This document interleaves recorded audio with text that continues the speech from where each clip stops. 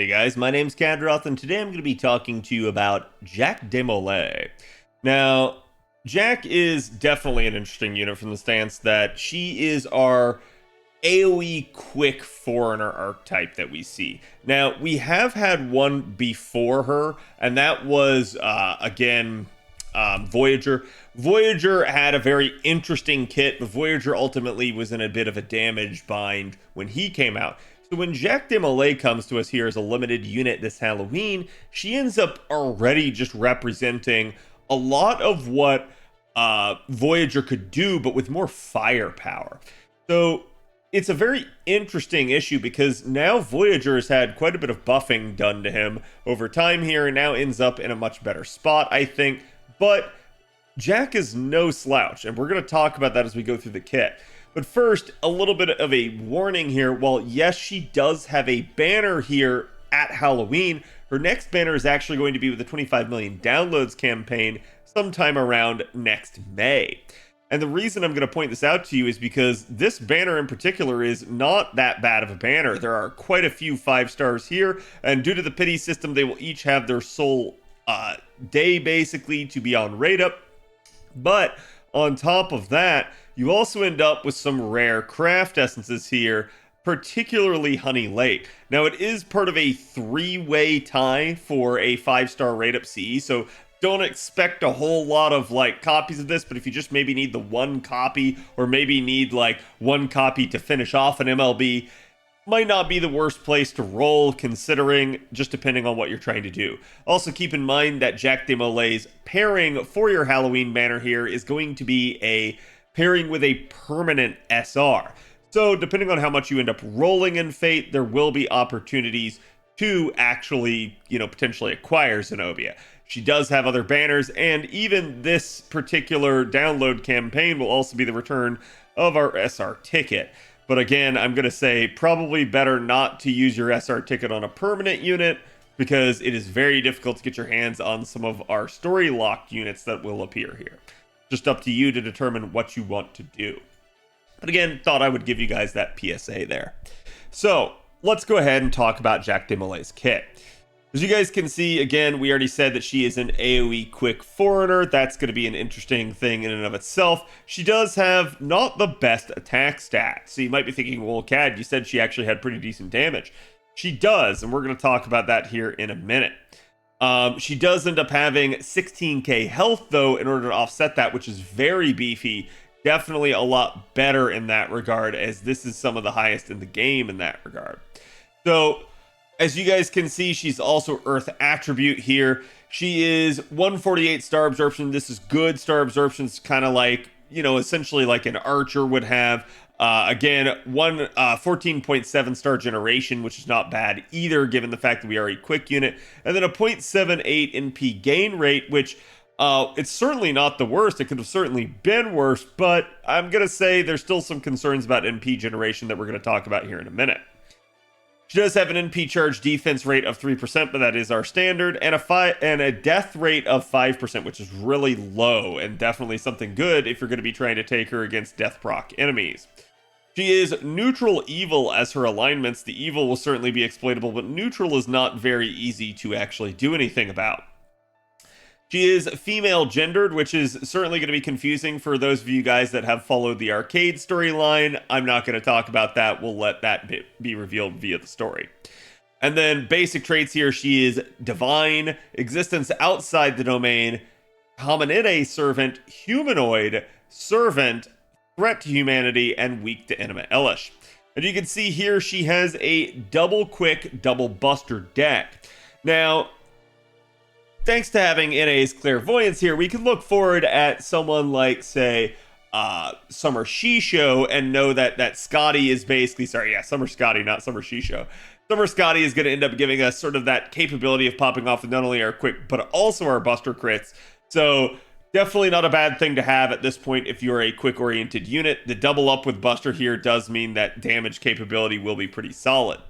Again, you can also see her hit counts here are actually all really good. Everything here is above average except for the arts card and the extra attack both being at average. I think that is maybe a little bit of a concern here is that we only have the 3-hit arts. but we do have at least a 0.78 NP charge rate to kind of help bolster that up. But certainly right here, I think having the 5-hit quick cards, especially with the high star generation rate, definitely going to be a nice thing. So let's go ahead and talk about her skills. As you can see here, she starts out with Veiling of Depravity. It's going to increase the party's attack for 3 turns by 20% and increase the party's critical damage for 3 turns by 30%. So she's going to be a lot more of a sort of party-oriented unit, which is definitely going to be nice if you're trying to make some sort of like hybrid type of system with multiple damage dealers work. In fact, you can actually get a decent amount of synergy with someone like Van Gogh due to these sorts of double ups and party-wide capabilities. This is also going to then charge the party's NP gauge by 20%, so you're definitely going to want to have this Lord due to the fact that it's a charge skill, but it's also going to be for your party and definitely nice in that regard.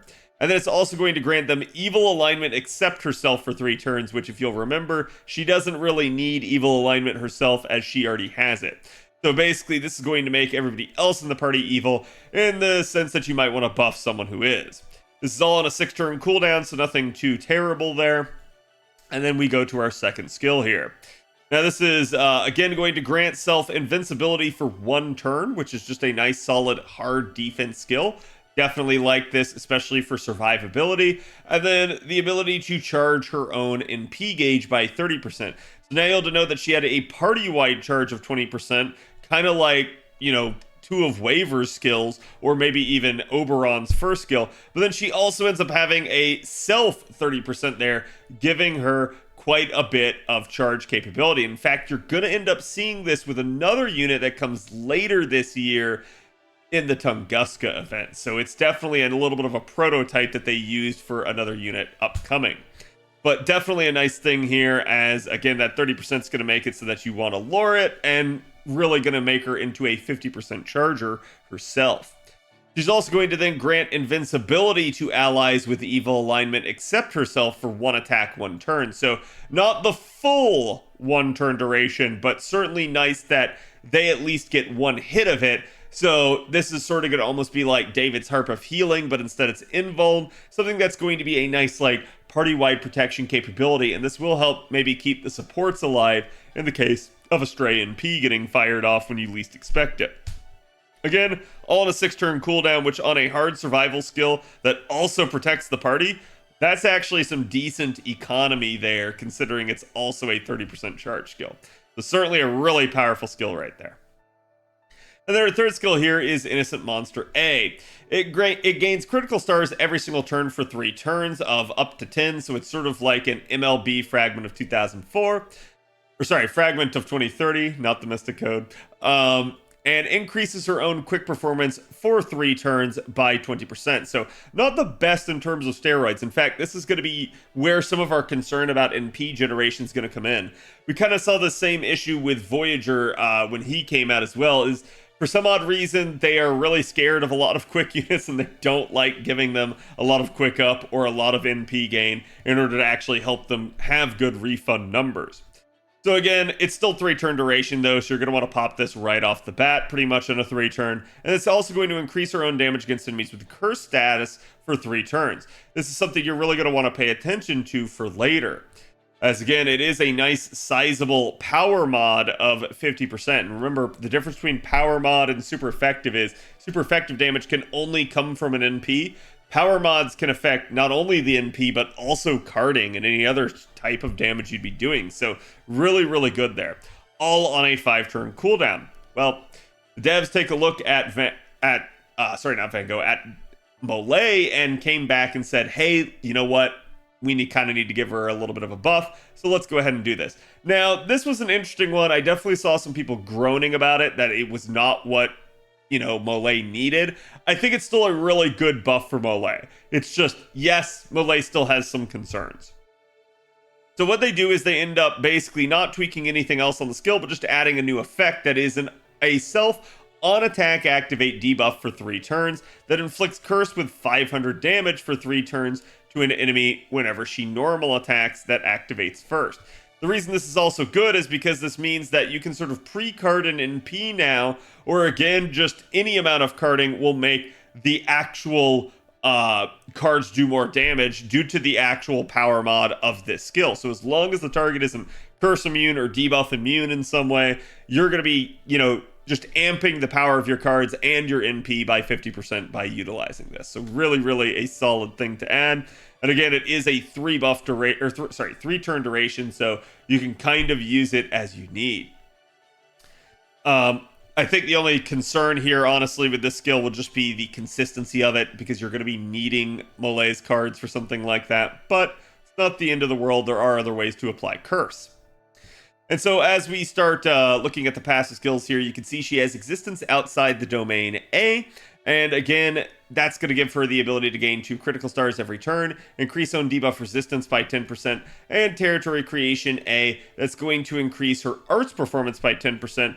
Not the best, but it is going to help out that singular arts card there. I'm sure certainly people would prefer writing or something like that instead. But yeah, it is what it is. They at least gave her that, so don't look the gift horse in the mouth. And then Divinity right here, just to add some flat damage to all of her attacks. Again, this is not like some crazy amount. It's just an additional 175 flat damage. And then taking a look at her pen skills here, I really do think mana loading is going to be your first choice here. Again, just having the 20% charge, it's kind of going to be necessary if you want to start her from 0. We'll talk about that in a little bit here. But yes, do understand that you probably want to go after the mana loading and max it out. The extra attack finesse here would not be the worst thing, as again, it can proc the on-self attack activate debuff for 3 turns. So basically any amount of carding, and that will include the extra attack, can stack curse on an enemy. And this will just make the extra attack deal even more damage. So not a bad thing. It's not just damage though, it's also star gen and MP gen. So hey, when you can, go for it. And then the third skill here is increases on attack against sabers. This one doesn't really have any synergy in the kit. Nothing too much that you really need to try to do with this one. To me, this is the odd man out as far as the appends go. Leave it for last, or not at all. And then with the Noble Phantasm here, we finally get to it. It is an AoE quick, as we said before. It's 5 hit, so definitely not the worst we've seen in terms of hit counts for NP generation, but not really, the likes of like a Lancelot Berserker or a Edmund Dantes or something like that. So I wouldn't worry about it too much though. You can see it's going to deal damage to all enemies, then inflict curse status. So kind of what we were talking about there with that power mod of curse. Like I said, there's other ways you can gain it, maybe by virtue of a ability from one of your other units, or again, even something like a command code down the line. You guys should be able to have other ways of applying curses to enemies. And so that's going to amp damage, but certainly if you're NPing over and over again against the same enemy, that will also have that singular effect. Unfortunately, this is after the damage of the NP goes out, so it will not impact that NP. It would impact future NPs. But again, it's just 1,000 damage for 5 turns, nothing terribly strong. However, it does gain Evil Curse status for 5 turns, which is going to double up the amount of damage that that's going to do. And then again, you can see she also has the Overcharge effect that increases her own NP damage for 3 turns of 20%. So this is stacking. This is going to be really good and actually make her pop off pretty significantly if you manage to have your third support be Oberon. And you're really going to honestly want that because you're going to need the charge there. Now, it is a little bit of a difficult capability, but essentially it should be possible to actually loop Molay from 0 if you manage to have the right conditions. And this is sort of just functioning based off of double Scotty, okay? But double Scotty, if you manage to get like basically just 1 overkill hit per enemy in a 3 enemy set, you're looking at about 0.13% refund. It's not the best, so you're not quite at that nice even 30%, but that's just the actual like clear of the wave. So if you can at least get to even 4 hits, so that would be 1 more hit. One of the enemies basically died on the 4th hit instead of the 5th, would be the difference right there. That's going to get you to 29%. And that 29% will round up to 30 for the calculations for trying to get to 100%.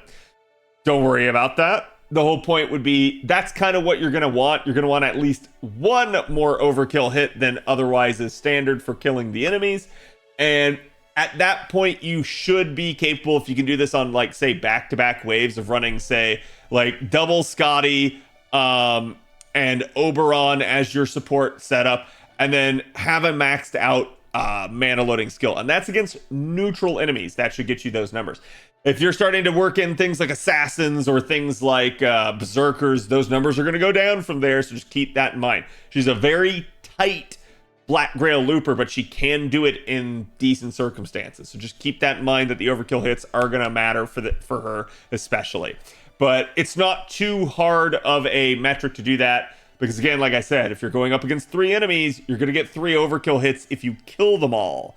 So getting 1 more is not that hard of a stretch. In some cases, we see like, oh, well, you have to get like, 5 or 6 more overkill hits. That starts getting a lot harder to do. So just trying to get 1 more hit of overkill is not that bad. But again, let's talk about craft essences for her. Right now, to me, I would go, like I said, if you can manage it with something like Black Grail. There are other numerous other types of CEs that you could work with. Things that would basically be able to amplify damage and sort of maximize that capability of starting from 0. Because the thing I want you guys to understand here is, remember, you can always run with some good 50% CEs, a lot of those welfare CEs that exist out there that can amplify damage. But at the end of the day, if you're going to start from 0, try to make it worth it. And so the ability to make it worth it is going to be like right here, locked up in the 60% or even 80% if you're lucky enough to have MLB of Black Grail. That extra NP damage is really powerful.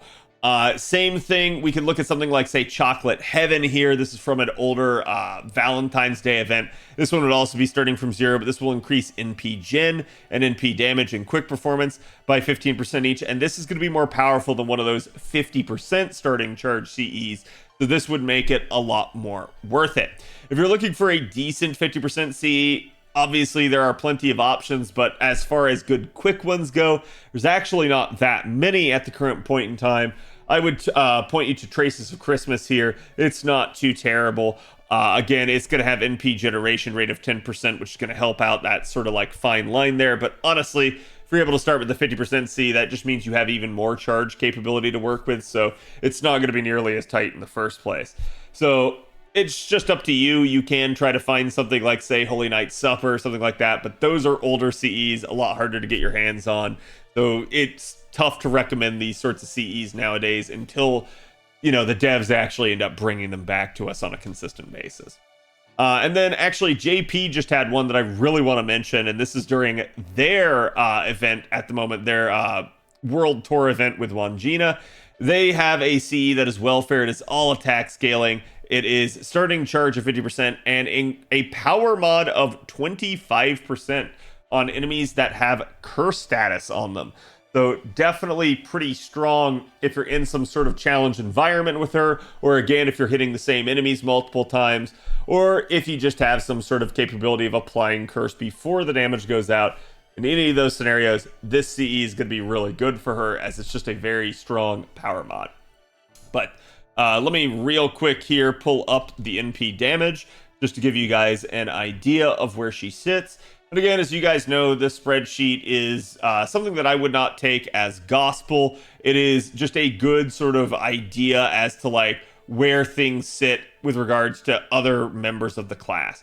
So I don't particularly put a whole lot of stock in this. However, I do like to have something to show you guys with regards to your NP damage, because I think that's actually a good idea. And actually, I just sorted by the wrong column. It needs to be sorted by NP1 damage, as I normally do here.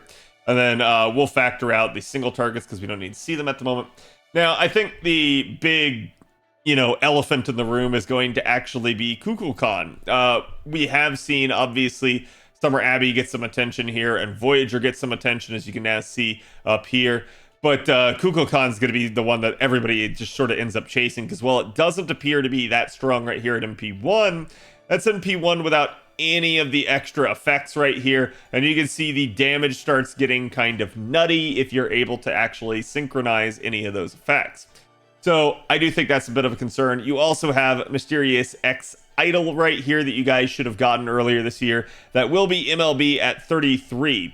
So like I said, someone like Jacques de Molay at only 22.8, not the greatest, but if you can manage to get the curse power mod at play here, is a nice solid 32. You're definitely looking at a lot more capable damage numbers. So curse is really going to factor in to her damage capability. However, what the spreadsheet's not going to show, and remember these are all neutral numbers anyways, but it's not going to show that, hey, I've impede 3 times and now I have that triple stack sort of overcharge effect right here of 20% extra MP damage. And stuff like that's going to really be a nice force magnifier, especially with your third support being Oberon, as he's going to be able to boost that even more. So definitely don't put too much stock into here, but just to kind of give you an idea of some of the concerns that you're going to be dealing with. Yeah, I think your main sort of challenges are going to be Voyager and Mixa, and then, you know, down the line Kukulkan. So I do think Jacques de Molay is a very good unit. Let me know what you guys think of her and which Ascension you will be putting her in. And I will see you guys for the Zenobia video. Have a good one.